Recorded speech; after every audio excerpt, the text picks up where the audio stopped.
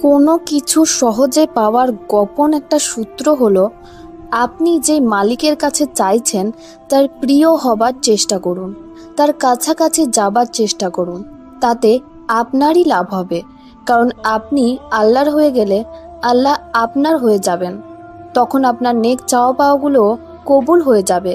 আল্লাহ বলেছেন, আমার বান্দা সর্বদা নফল ইবাদত দ্বারা আমার নৈকট্য লাভ করতে থাকবে, এমনকি অবশেষে আমি তাকে আমার এমন প্রিয় পাত্র বানিয়ে নিই যে আমি তার কান হয়ে যাই রূপক অর্থে, যা দিয়ে সে শোনে, আমি তার চোখ হয়ে যাই যা দিয়ে সে দেখে, আর আমি তার হাত হয়ে যাই যা দিয়ে সে ধরে, আমি তার পা হয়ে যাই যা দ্বারা সে চলে।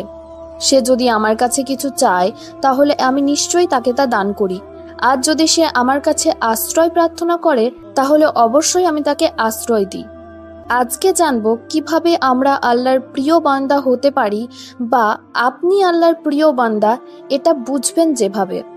রাসূল সাল্লাল্লাহু আলাইহি ওয়াসাল্লাম বলেছেন, আল্লাহ যখন কোনো বান্দাকে ভালোবাসেন তাকে দুনিয়া থেকে বাঁচিয়ে রাখেন, যেমন তোমাদেরকেও তার রোগীকে পানি থেকে বাঁচিয়ে রাখে। তিরমিজি হাদিস নাম্বার 2036। মহান আল্লাহ তাআলা তার সব বান্দাকে ভালোবাসেন। বান্দার প্রতি আল্লাহর দয়া অবারিত, কিন্তু কোনো কোনো বান্দার প্রতি আল্লাহর দয়া ও ভালোবাসা একটু বেশি। একনিষ্ঠ আমল, বেশি বেশি নফল ইবাদত ও নৈকট্য অর্জনের নানা প্রচেষ্টা আল্লাহর প্রিয় হয়ে ওঠার মাধ্যমে আল্লাহর এই বিশেষ ভালোবাসা প্রকৃত মুমিনরা উপলব্ধি করতে পারে। নবীজির প্রতি ভালোবাসা। নবীজিকে ভালোবাসতে পারলে আল্লাহর ভালোবাসা অনুভব করা যাবে। পবিত্র কোরআনে ইরশাদ হয়েছে, আপনি বলে দিন, তোমরা যদি আল্লাহকে ভালোবাসতে চাও তাহলে আমার অনুসরণ করো, তাহলে আল্লাহ তোমাদের ভালোবাসবেন ও তোমাদের পাপ ক্ষমা করে দেবেন। আল্লাহ ক্ষমাশীল, করুণাময়। সূরা আল ইমরান আয়াত 31। ফরজ নামাজের পাশাপাশি বেশি বেশি পরিমাণে নফল ইবাদতের মাধ্যমে আল্লাহর ভালোবাসা অর্জন করা যায়। আবু হুরাইয়া রাদিয়াল্লাহু আনহু থেকে বর্ণিত, রাসূলুল্লাহ সাল্লাল্লাহু আলাইহি ওয়াসাল্লাম বলেছেন, আল্লাহ তাআলা বলেন, যে ব্যক্তি আমার কোনো অলির সঙ্গে দুশমনি রাখবে আমি তার সঙ্গে যুদ্ধ ঘোষণা করব। আমি যা কিছু আমার বান্দার উপর ফরজ করেছি তা দ্বারা কেউ আমার নৈকট্য লাভ করবে না। আমার বান্দা সর্বদা নফল ইবাদত দ্বারা আমার নৈকট্য লাভ করতে থাকবে, এমনকি অবশেষে আমি তাকে আমার এমন প্রিয় পাত্র বানিয়ে নিই যে আমি তার কান হয়ে যাই, যা দিয়ে সে শোনে, আমি তার চোখ হয়ে যাই যা দিয়ে সে দেখে, আর আমি তার হাত হয়ে যাই যা দিয়ে সে ধরে, আমি তার পা হয়ে যাই যা দ্বারা সে চলে।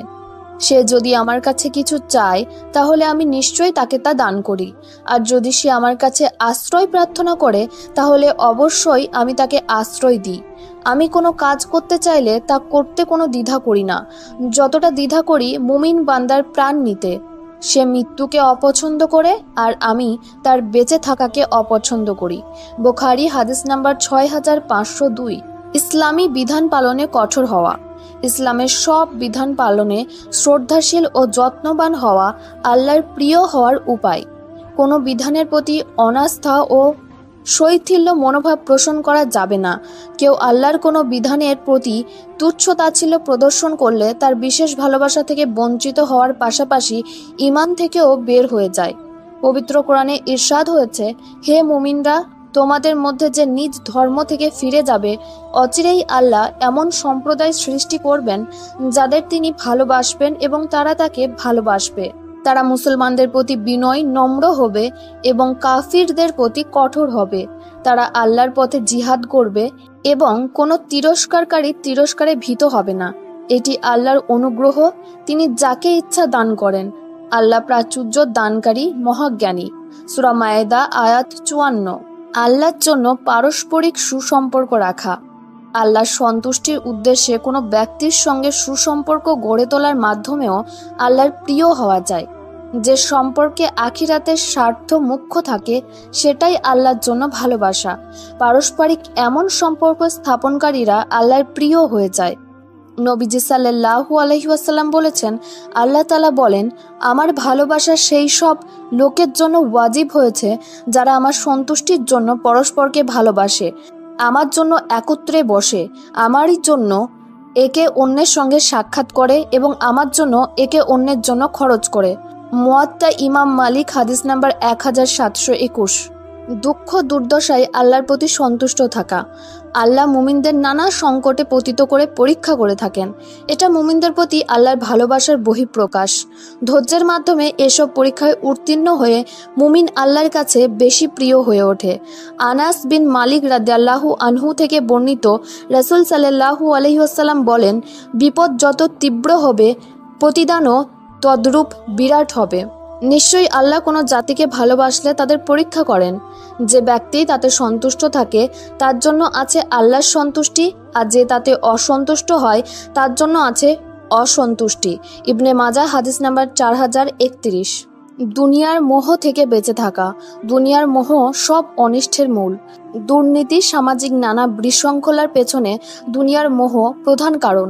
দুনিয়ার প্রতি প্রবল আকর্ষণ হলে বুঝতে হবে সে আল্লাহর ভালোবাসা থেকে ধীরে ধীরে দূরে সরে যাচ্ছে। কাতাদা ইবনু নুমান রাদিয়াল্লাহু আনহু থেকে বর্ণিত, রাসূলুল্লাহ সাল্লাল্লাহু আলাইহি ওয়াসাল্লাম বলেছেন, আল্লাহ যখন কোনো বান্দাকে ভালোবাসেন তাকে দুনিয়া থেকে বাঁচিয়ে রাখেন, যেমন তোমাদেরকেও তার রোগীকে পানি থেকে বাঁচিয়ে রাখে। তিরমিজি হাদিস নাম্বার 2036। আল্লাহর সাক্ষাৎ লাভের ব্যাকুলতা। একজন মুমিনের পরম কাঙ্ক্ষিত বিষয় হচ্ছে আল্লাহর সাক্ষাৎ অর্জন। আল্লাহর সাক্ষাৎ লাভে প্রতীক্ষারত মুমিনকে আল্লাহ তাআলা ভালোবাসেন। আল্লাহকে দেখার ব্যাকুলতা যে অন্তরে যত বেশি থাকবে, আল্লাহর ভালোবাসা সে তত বেশি অর্জন করতে পারবে। আবু মুসা আসআরি রাদিয়াল্লাহু আনহু থেকে বর্ণিত, রাসূল সাল্লাল্লাহু আলাইহি ওয়াসাল্লাম বলেছেন, যে ব্যক্তি আল্লাহর সাক্ষাৎ ভালোবাসে আল্লাহও তার সাক্ষাৎ ভালোবাসেন, আর যে ব্যক্তি আল্লাহর সাক্ষাৎ ভালোবাসে না আল্লাহও তার সাক্ষাৎ ভালোবাসেন না। বুখারী হাদিস নাম্বার 6508। মহান আল্লাহ তাআলা আমাদের সবাইকে তার প্রিয় বান্দা হওয়ার কাজে মনোযোগী করে তুলুন। আমিন সুম্মা আমিন।